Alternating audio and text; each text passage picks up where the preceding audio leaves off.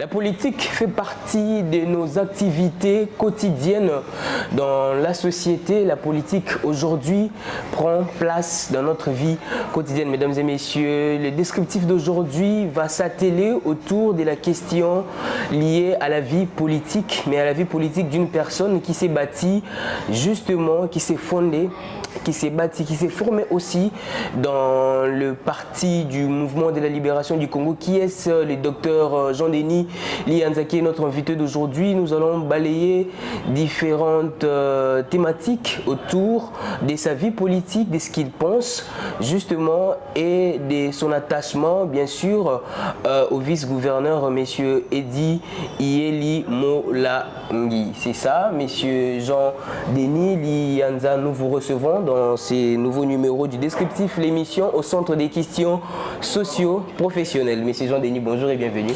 Bonjour, je suis flatté de votre invitation. C'est un honneur pour moi de me recevoir dans ce plateau et j'espère bien que le débat sera au profit de l'intérêt des Congolais et des Congolaises. Voilà, comme ça a toujours été le cas, les débats doivent toujours inspirer les gens qui nous suivent, nos fidèles téléspectateurs, nos fidèles internautes qui sont toujours branchés à nous suivre. Aujourd'hui, nous parlerons justement des trois thématiques qui vous lient davantage à la vie politique, votre parcours au sein du mouvement de la libération du Congo, votre attachement justement, je dirais, votre détachement de la Ligue des Jeunes. Autrefois, vous étiez président de ces départements du grand parti, le MLC, et surtout votre attachement actuel avec les vice-gouverneurs de la ville qui gèrent depuis 2023 notre province, notre très chère et ville province de Kinshasa. Alors parlons bien sûr de votre parcours au sein du parti du mouvement de la libération du Congo. Qu'est-ce qui vous a motivé justement à adhérer à cette grande idéologie politique? Le mouvement de libération du Congo, c'est une grande école politique. Et au fleur de notre jeunesse, dans ce pays, pendant le régime Kabila, je dirais de 2001 jusqu'à ces jours, je peux dire, il n'y avait pas d'école de formation égale au mouvement de libération du Congo. Okay. En allant de son autorité, le président Jean-Pierre Bemba, qui incarnait l'espoir de tout un peuple. La façon de faire de cet homme obligeait plus d'un jeune de croire en lui, de croire que le pays, si le Congo devait se développer, ça devait passer par cet homme. Donc nous sommes arrivés au moment de libération du Congo, vers les années, activement je vais dire, vers les années 2008-2009. C'était un moment très compliqué d'ailleurs pour le mouvement de libération du Congo parce qu'à ce moment-là, la majorité ou bien les uns quittaient déjà le bateau et d'autres sans pourtant partir, ils devenaient inactifs. Simplement du fait que le président, vous connaissez mieux l'histoire, il a subi le sort de l'injustice, il a été arrêté à La Haye et puis comme nous disons souvent, Dieu est bon, avec Dieu nous vaincrons. 10 ans après, il a retrouvé sa liberté. Mais nous, on était arrivés au début de ce moment noir du mouvement de libération du Congo. Nous avons adhéré, je dis notre génération, parce que nous avons aimé le MLC, l'idéologie du parti. Nous avons aimé Jean-Pierre Bemba parce que pour nous, au-delà d'un homme, c'était un idole, un idéal du changement. Et surtout en face, à l'époque, l'adversaire était l'ancien président Joseph Kabila qui ne faisait pas le poids avec Jean-Pierre Bemba. Donc tout celui à l'époque pensait que le Congo doit changer et tout celui qui aspirait faire la politique, il adhérait à cette grande école. Je ne sais pas si tu es parent, aucun parent pourrait inscrire son élève dans une école où les fruits ou les ressortissants des écoles ne valent un qui faible. Vous comprenez? Donc chacun aime toujours, en tant que parent, inscrire des élèves dans des écoles où la formation est assurée. Et nous, au regard, je ne veux pas faire l'apologie des gens qui ont passé au mouvement de libération du Congo, mais les cadres du mouvement de libération à l'époque inspiraient la jeunesse, et je suis parmi cette jeunesse qui a pensé que ma formation politique pouvait mieux se faire au mouvement de libération du Congo. Et aujourd'hui, je ne rédis pas mes mots, je ne regrette pas, parce que je pense qu'on a fait le bon choix d'adhérer au mouvement de libération du Congo. Vous avez fait le bon choix d'adhérer le mouvement de libération du Congo. On va prendre quelques minutes là, puisque à l'époque, c'était les partis qui inspiraient beaucoup de jeunes. Les jeunes se sentaient vraiment intéressés de pouvoir demeurer dans ces partis-là pour être bien sûr formés autour de la question politique. Alors, c'est quoi cette manière de faire là de Jean-Pierre Bemba qui vous inspirait, vous jeunes, à adhérer massivement au fait dans son parti qui est bien sûr le MLC? Bon, qu'est-ce qui les caractérise au fait par rapport à d'autres politiciens dans la scène? Je vais partir en termes d'abord d'anthropologie. Jean-Pierre Bemba, comme nous en Afrique, c'est un leader qui incarne le pouvoir. Vous comprenez? Et puis à l'époque, on partait de manière comparative, c'est-à-dire quand on parlait de Jean-Pierre Bemba, d'une part et d'autre part, on voyait l'ancien président. C'était l'homme qui incarnait le pouvoir. J'aime dire, comme d'autres autorités disaient, c'était l'homme à la grandeur du pays. Et on aurait attendu, et si ceci est aussi vrai, que le rigueur qu'il avait dans la gestion de la Respublica, pensait que dans un pays où tout celui qui se réveillait un bon matin pouvait faire tout, on pensait que cet homme, avec ce rigueur, il pourrait changer de choses. Mais ça, c'était de manière anthropologique liée à la personne. Mais dans la gestion, la qualité du débat et le sens de la démocratie. Vous comprenez, l'essence de la démocratie, promouvoir la justice qui était d'ailleurs un de piliers de son plan de développement, de son plan d'action, la justice, le développement et cette sécurité aussi qui est incarnée, parce que le MLC c'est un parti qui a vraiment une histoire immense. Je veux te rappeler qu'on était à un moment donné, nous avons fait la lutte armée, et la grandeur de ces 3 points et surtout le sens du débat démocratique qui régnait au sein du mouvement de libération du Congo. Je prends comme mon exemple, j'ai adhéré au mouvement de libération du Congo, je connaissais personne. Et je commençais à gripper à petits pas, c'est-à-dire c'était un cadre où il n'y avait pas de pire petit, il n'y avait pas de favoritisme, c'était la méritocratie. Et le Congo avait cette gestion. Est-ce que cette rigueur-là, il incarne encore jusque-là, ou c'est parce qu'il a subi des peines dans près de 10 ans dans la prison? Non, mais si ces valeurs quittaient le mouvement de libération du Congo, j'allais plus s'accrocher. Parce que je me suis accroché à ces valeurs dont je venais tantôt de vous dire. Si ces valeurs s'envolaient aujourd'hui, je pense que je pourrais aussi s'envoler. Mais si nous continuons cette lutte, parce que nous croyons en Jean-Pierre Bemba Gombo, nous croyons que c'est une bénédiction pour le pays. Et c'est une bénédiction aujourd'hui, ça se voit même à l'Union sacrée, même à sa façon de faire des choses. Mais surtout, c'est ce sens démocratique du débat qui, moi, personnellement, ça m'a attiré. Le sens démocratique du débat, on le voit aussi après, auprès de beaucoup de jeunes qui sont sortis de là. Mais l'on se demande, une question se pose, vous qui êtes forgés dans le parti MLC, vous avez adhéré les partis étant jeunes, aujourd'hui vous avez été formé là, devenu président de la Ligue des jeunes, mais qu'est-ce qui s'est passé? Non, président provincial de la Ligue des jeunes. Voilà, président provincial de la Ligue des jeunes. L'ancienne appellation était coordonnateur interfédéral, donc équivalent au président de la ville de la Ligue des jeunes de Kinshasa. Voilà, président fédéral. Président interfédéral de la Ligue des jeunes. Okay. La nomenclature est compliquée. Un peu compliqué, mais bon, on va s'habituer. Donc je gérais la jeunesse de la ville de Kinshasa. Voilà, très, très important. Mais on se demande qu'est-ce qui vous a fait quitter justement la Ligue des jeunes dans sa globalité. Pourquoi avez-vous quitté voilà, qu'est-ce qui a occasionné votre départ dans la Ligue des jeunes? Bon, de manière large, je vais répondre en deux volets, c'est-à-dire de manière large. Je n'ai pas quitté la Ligue des jeunes, simplement du fait que la Ligue des jeunes regorge tout jeune. Donc tout celui qui s'est dit jeune est membre de la Ligue des jeunes.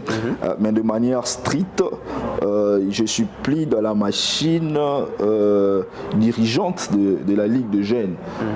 Parce que toujours dans le sens carrément démocratique, je pense que après 4 ans, 5 ans dans une gestion, on peut exploiter le parti outre.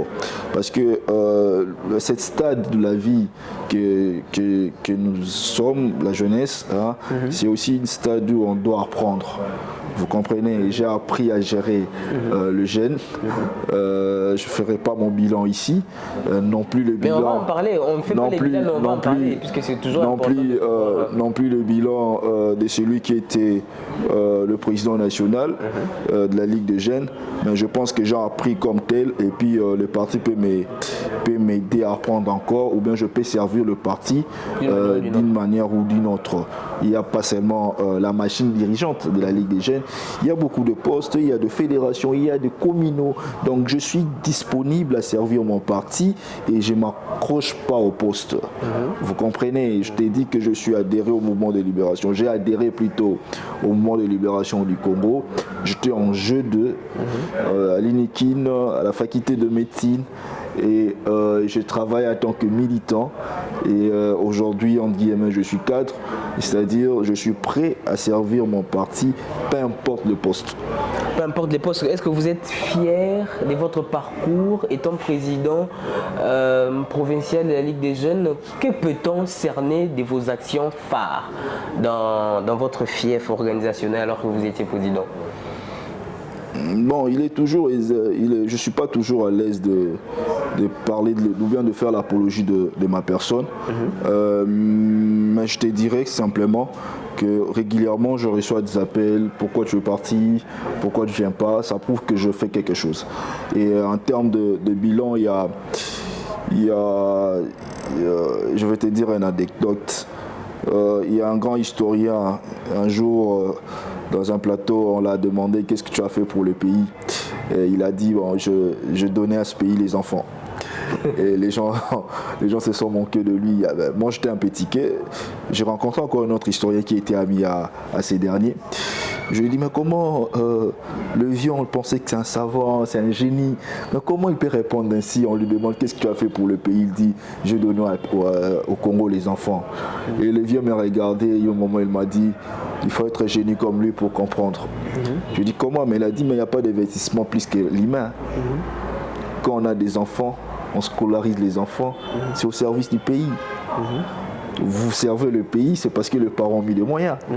Donc lui, le fait qu'il dit qu'il a donné, c'est-à-dire la personne qui doit trouver des solutions à nos problèmes, c'est l'homme. C'est l'homme. Oui, et quand on n'investit pas à l'homme, c'est le pays qui va en danger. Donc, si on comprend bien, vous avez aussi à votre niveau formé beaucoup de personnes qui aujourd'hui peuvent défendre non seulement l'idéologie du parti, mais votre idéologie à vous.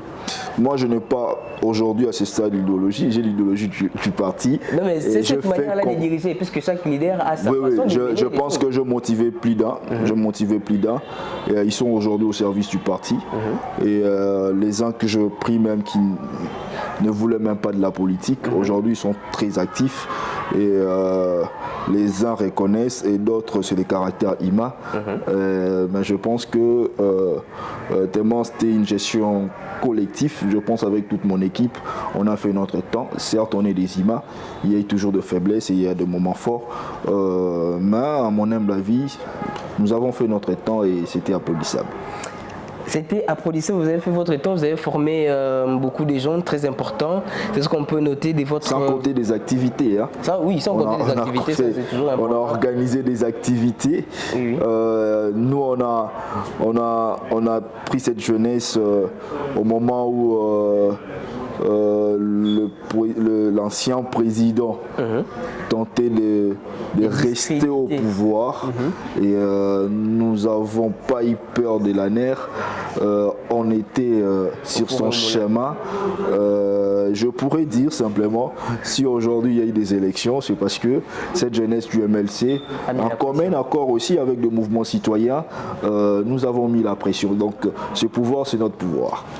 Très important de les rappeler, aussi essentiel. Alors, votre attachement avec les vice-gouverneurs actuellement est-il une récompense stratégique du parti puisque vous avez été président, voilà. Mon attachement au mouvement de libération du Congo, mon attachement au président Jean-Pierre Bemba, et chez nous on dit, au mouvement de libération du Congo, il y a une chanson que j'aime, on dit Soko lingi Bemba, biso pe to lingi yo, Sokio boyi Bemba, biso pe to boyi yo. Bemba là c'est pas Lima. Parce que nous on ne fait pas de kit de personnalité. Bemba, c'est cette métaphore, c'est-à-dire l'idéologie du mouvement de libération du Congo, incarnée, je vais en venir, incarnée à cette personne que j'ai dit, Jean-Pierre Bemba Gombo. Raison pour laquelle nous disons Soko Lingi Bemba, Bisopeto Lingi yo. Donc j'ajoute Edi Iye Limolangi à Lingi Bemba, Bisopeto Lingi yo. Donc votre attachement, ce n'est pas une récompense, c'est juste... Je dis, au mouvement de libération du Congo, nous disons ceci. Sokio Lingi Bemba, Bisope to Lingi yo. Vous comprenez? Edi la Lingi Bemba, Bisope to Lingi. Vous comprenez? C'est si simple l'équation. Donc A, on dit A appartient à B, or B appartient à D, d'où A appartient à D.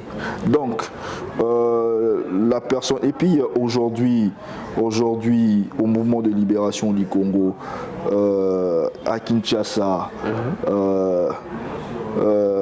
nous ne voyons pas la lumière si ce n'est pas Eli. Vous comprenez? Il n'est pas seul. Non, je dis aujourd'hui à Kinshasa, nous ne voyons pas la lumière du mouvement de libération du Congo si ce n'est pas Yeli. Vous comprenez, il est le vice-gouverneur de la ville, il est président interfédéral, il est président fédéral d'une fédération de Funa, il est sur le terrain. Il sert mieux le parti, c'est un aîné qu'on doit emboîter, on doit soutenir. Il y a aussi la ministre F. Bazaïba qui est aussi en train de mieux vendre l'image du pays, c'est pas lui seul. Pourquoi seulement vous pointez à lui alors? Non, tu vois la maman au niveau national, je parle à Kinshasa. Je parle aujourd'hui à Kinshasa. S'il y a des leaders du mouvement de libération qui vendent bien l'image du mouvement de libération du Congo, les camarades y est parmi. Et c'est comme si il y a une seule église dans ton quartier, tu es chrétien, on te demande pourquoi tu pries là-bas. Parce qu'il y a là-bas l'église, c'est l'unique église que nous avons. Très important, revenons sur la question de l'idéologie au fait qui prône la personne.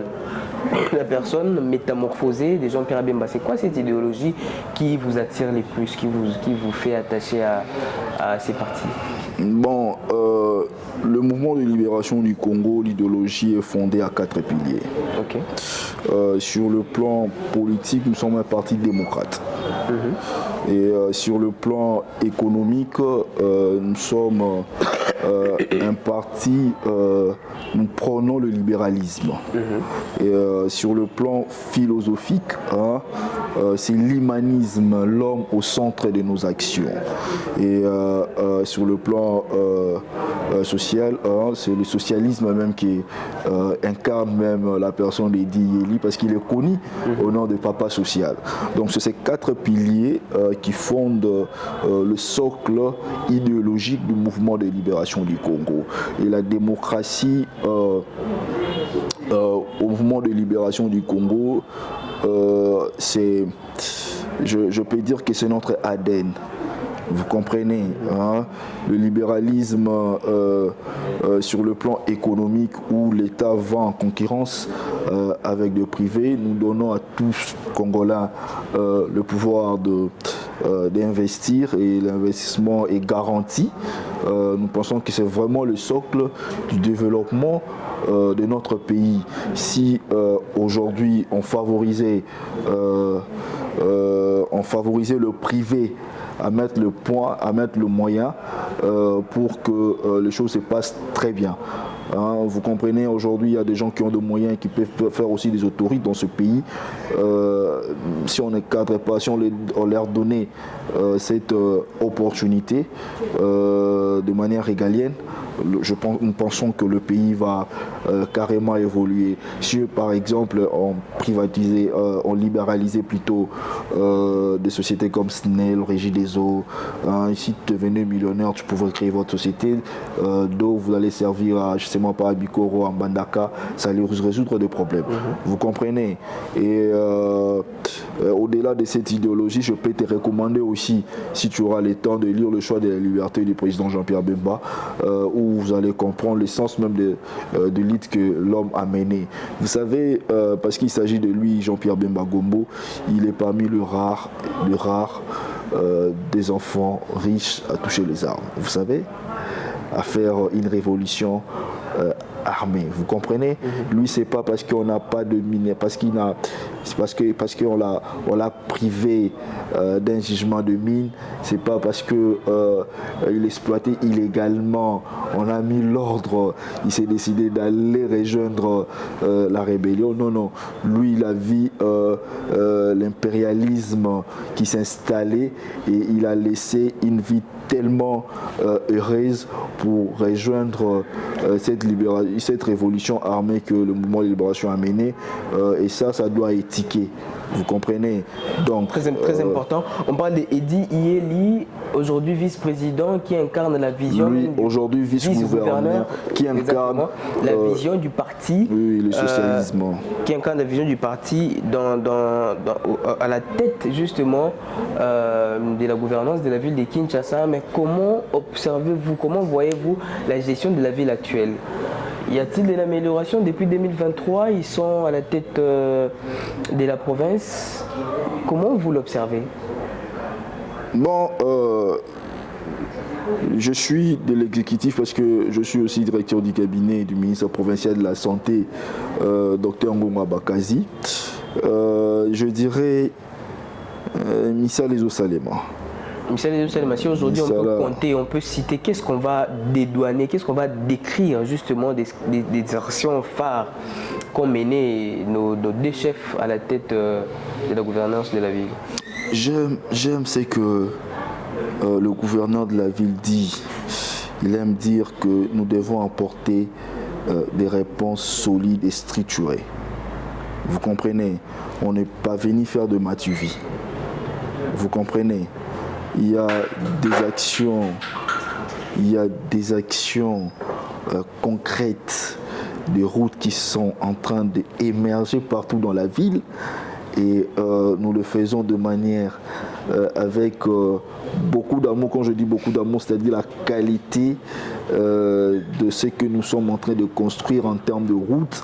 Si vous le comparez aux anciennes tronçons de route que nous avons trouvés, vous allez comprendre que nous venons avec des réponses solides et durables. Vous comprenez? Et nous nous battons aujourd'hui, Kinshasa et Zobonga, la gestion même de nos déchets, l'insalubrité. Nous avançons. D'ailleurs, avant de venir ici, je fais de Mollard jusqu'ici, la route est tellement propre. Je me disais peut-être je me retrouvais à une de route. Mais la ville, la société ne se limite pas qu'à des routes. Est-ce que était-ce une action prioritaire ou il y a encore dans d'autres secteurs des choses à améliorer, puisque la vue même sociale des personnes, c'est encore en lambeau. Il y a des gens qui pleurent problème de l'électricité, tout ça. Non, mais camarades, bon, il faut faire la part des choses, c'est-à-dire il faut savoir quelles sont les attributions de la province, quelles sont les attributions du niveau national. Vous comprenez, autant que je suis de l'Union sacrée, je suis bien placé aussi pour vous répondre, même les attributions du niveau national, les choses, ça va dans le bon sens. Vous comprenez, les choses vont dans le bon sens. Certes, on ne va pas nous coter 10 sur 10, mais je pense déjà celui qui a fait 7 sur 10, il est quand même applaudissable. Le président Tshisekedi est parmi les rares président, où aujourd'hui peut-être on a du mal parce qu'on a toujours cet attachement d'applaudir seulement les gens qui passent, parce qu'aujourd'hui je vois les gens dire Kabila a été, Kabila a fait et tout, mais quand on fait vraiment une étude comparative, nous comprenons que Tshisekedi a beaucoup boosté les choses. Vous comprenez, il a beaucoup touché les choses.